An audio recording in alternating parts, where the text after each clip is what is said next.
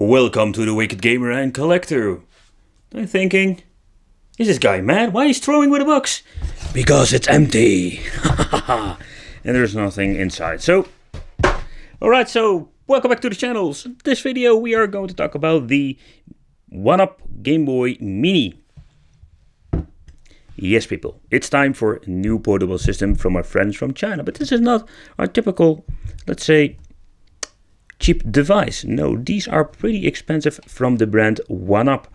And I already did some reviews about different models. And if you can see with this device, it's running on a Pi. Yes, because it's a Game Boy Pi Mini. Fun fact, this thing has the same measurements like the Pi, as you can see. So they stick the Pi in this device and they make a little me machine. So it's very tiny, it's very compact. But the question is, what are we going to get? So let's talk about it first. Alright, so at the front they even managed to put an analog stick. And I can tell you, if you touch it, it's not very cheap like a lot of these, let's say, PS Vita clones. But still, it's not very good. It's more like a cheap version of the PSP. Right, we're having 4 buttons. Got a very nice travel. Through over here. We can map them to select and start or credit start. We're having a very tiny speaker. And the D-pad itself. The D-pad feels very sturdy and feels quite horrible. Right, so at the bottom we're finding the Ethernet connection and 4 USB connections because these are soldered on the Pi. Right, so here at the side we're finding 2 micro USB. A little bit confusing, simply because one is from the Pi itself and the other one is from the PCB board that connects everything, so the display and the buttons, etc, etc. So what I understand, and if I remember it correctly, you need to use this one for charging the device. Hdmi Out, so yes, we can use Hdmi Out.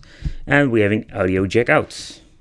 Yeah. At the top we're finding 2 shoulder buttons, or more like top buttons now.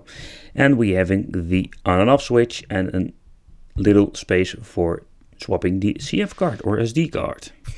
Alright, so about the little button over here, I just wanted to show you that it's for adjusting the brightness of the screen itself. Right, if you look at the device, I'm a big fan of the transparent editions. I did read a lot of people were liking this transparent. So let me know what do you think of this, and you can take a quick peek inside. As you can see here, we have the 3000 milliamp battery that will give you, they say, 4 hours of playtime. Alright, so here we have the 2.2 inch small IPS LCD screen. Alright, so let's power it on. Because I'm very curious, how is this thing going to play and how are the games running? And how is the battery life? You can see with these 4 LEDs are on the PCB board. But because it's a Pi, we have support of a lot of systems. So the first thing that I noticed when scrolling through the pages, I find this screen, I'm guessing it's not a 60 FPS screen, because look at this, it slides very choppy. But nevertheless, as you can see, we have a big support of games, very cool. Alright, let's go.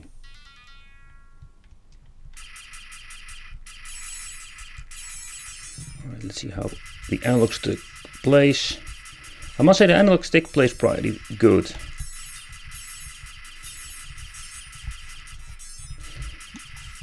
So first of all, I know for sure that it's not in 60 frames. You can see it on how the image is refreshing on the screen. But still, it's very crisp clear. I really like it. As you can see, very nice EPS screen. If you look at the view angle. Colorful and very tiny. So I know a lot of you will not be very happy with these smaller screens. Right, so the D-pad, it's playable. We're going to try another game, but as you can see, I need to press it freaking very hard. It's really annoying. And the sound, this is how loud it goes. I put it on 100%. It's a far, and no, there is no way of adjusting it. Putting it even louder. Alright, so for this small device, it will do the trick. Alright, let's see. I did notice that I really need to press the right part of the D-pad very hard. Sometimes. No, I'm just going to say it straight off. It's not the best D-pad I've felt. It will do the trick for games, but I already Notice with the previous game that I had some problems. So for this device I will use the analog stick. Oh, the analog stick plays pretty good.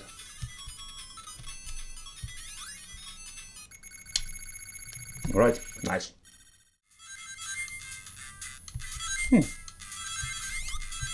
Even though it's not the best screen I've seen, it still does the job fine. I wanted to play this game because I need a very fast action game or adventure game. I don't see any weird screen tearing or any other problems.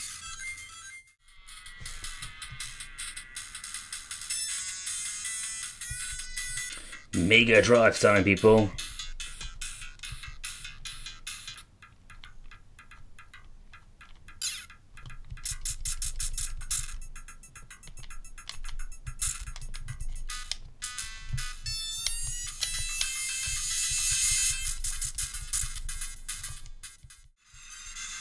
But so far so good.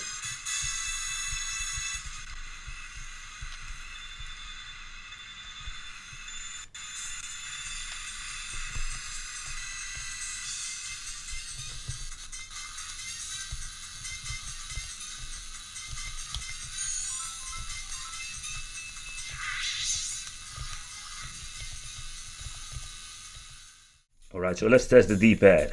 I know it's bad, but let's see if we can do some moves with this game. Alright, let's see. Here's the kick. Nope. Alright, let's you press the analog stick. Oh yeah, that works. I'm happy this thing has an analog stick, otherwise this thing would be pretty rubbish if it didn't have a decent D-pad only. But no, nevertheless, we have a pretty good analog stick. That makes it up a little bit. But again, don't get me wrong, I am a D-pad guy, so I am disappointed. Alright, PlayStation time. Let's see how R-Type is running. Because there are not a lot of systems can run this game pretty decent.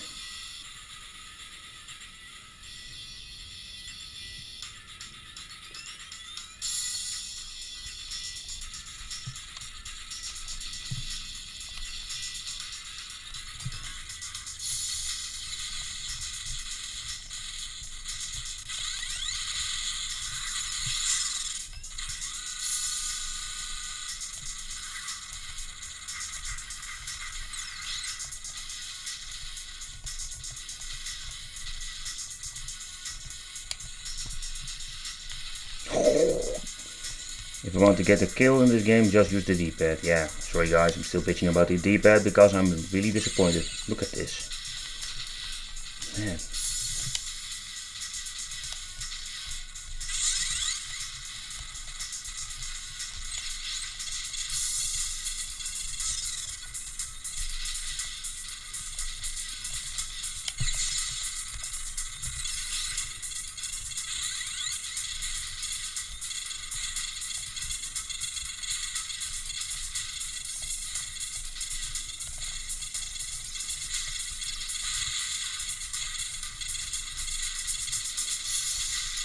Total focus. Total focus. So for the people who wanted to know what are you going to get with this device, it's pretty simple. If you're buying it, let's say, put together, you're going to get the device, HDMI cable, and we're getting a power supply. That's it, nothing else. And of course the device itself. Alright, so let's hook it up to the monitor over there. Yes, and let's see how it works. Alright, well, let's see. Let's grab the output and let's see what happens. The screen seems to be still on. Entering sleep mode, so if you want to use it, I'm guessing this doesn't work like a plug and play. Alright, booting up the device, and even the screen on this little boy, or this one-up pix, or how do you call this thing, is staying on. Alright, pretty convenient. Let's play some games. What I think is really cool, you can use the USB connection. You need to reconfigure your controllers, and because it's a Pi on Retro Pi, you can basically add a lot of different controllers. For example, Xbox 360, you name it, your favorite controller. A lot of it is supported by the Pi.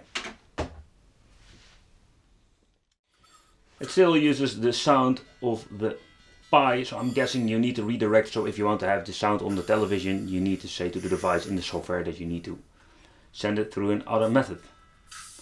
That's something you can do within the Pi software, so that's not a big of a deal, but you need to know what you're doing.